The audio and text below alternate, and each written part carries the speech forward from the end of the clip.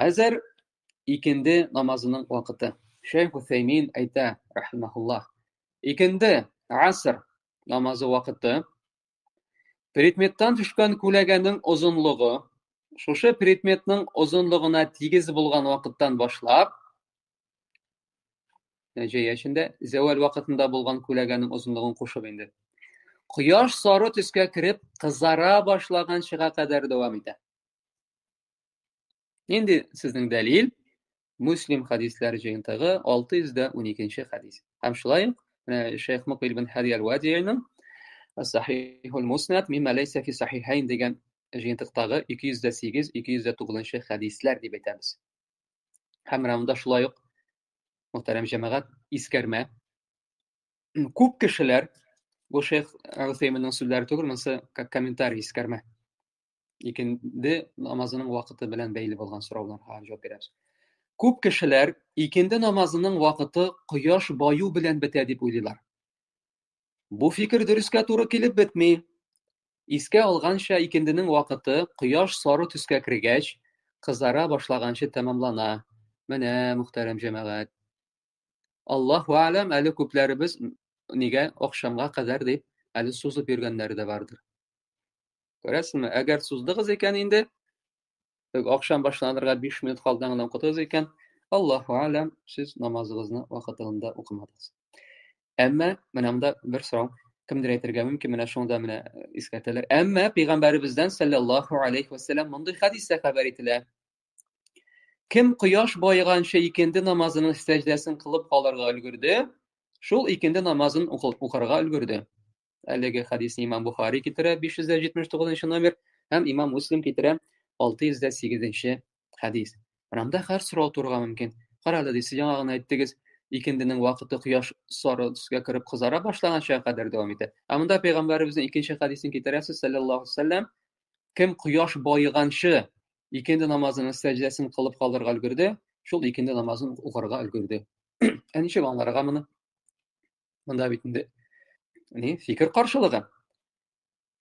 Монда бер нинди фикер каршылыгы да юк. Менә шулай итеп аңлаталар. Икенде намазы белән бәйле ике вакыт бар. Берсе аның вакытул ихтияр дип атала, ягъни сайлау вакыты. Бу очракта кешенең намазны вакыту керү белән, ягъни башында укыргамы, әллә азагында укыргамы дигән сайлау мөмкинчелеге бар. Бу вакыт аралыгында намаз укыган кеше гынах алмый. Чөнки вакыт аралыгы бар бит, шулай бит. Менә шул ук иртәнге намаз, мәсәлән, ул таң ата башлаганнан алып, кояш чыкканча кадәр менә шул якынча икәндә 2 сәгать ярым вакыт. Менә кайсысында укысаң да син иртәнге намазын укыган булып чыга. Ягъни менә сайлау вакыты бар. Монысы бер. Икенчесе, ягъни зарур вакыт. Әлеге вакыт намазны үз вакытында укый алмыйча, аны кичектерергә мәҗбүр булган очракта гына рөхсәт ителә. Менә югарыда китерелгән хадис шушы вакытны аңлата.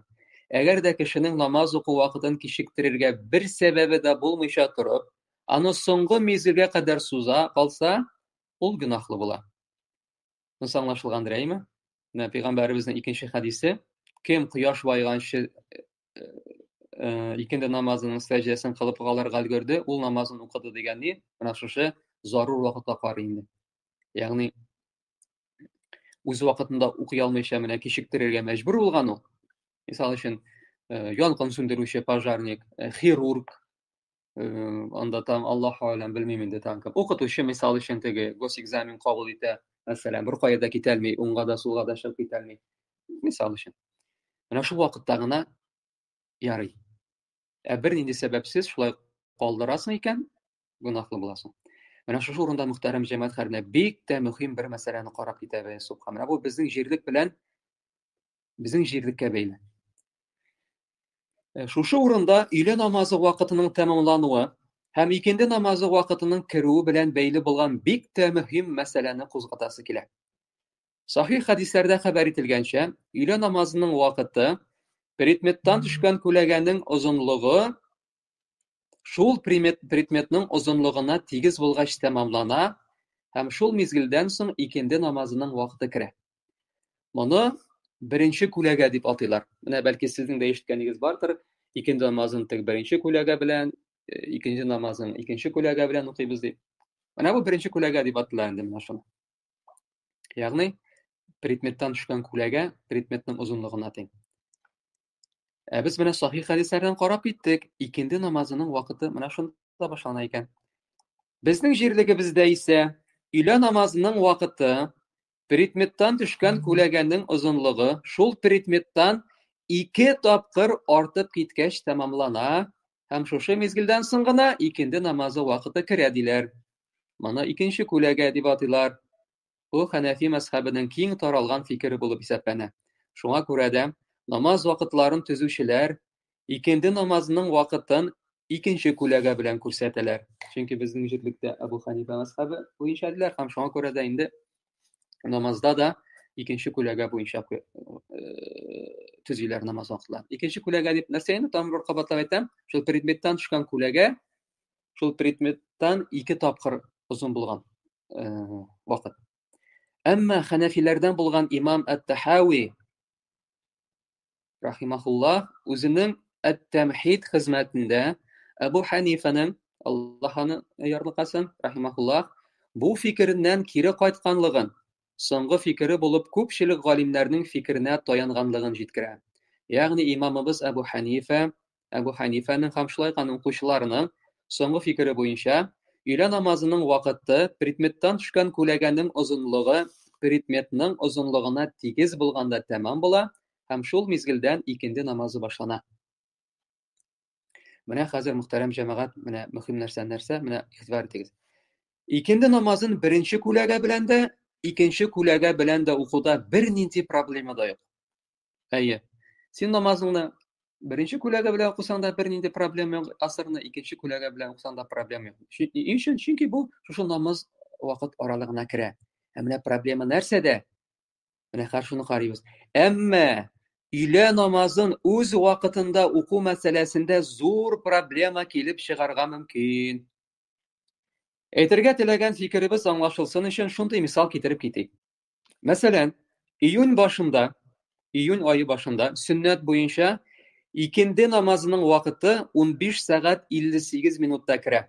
Ягъни предметтан төшкән күләгәнең озынлыгы шул предметтың озынлыгына тиң вакыт. Бу исә өйлә намазының вакыты шушы мизгелдә тәмамланды дигән сүз.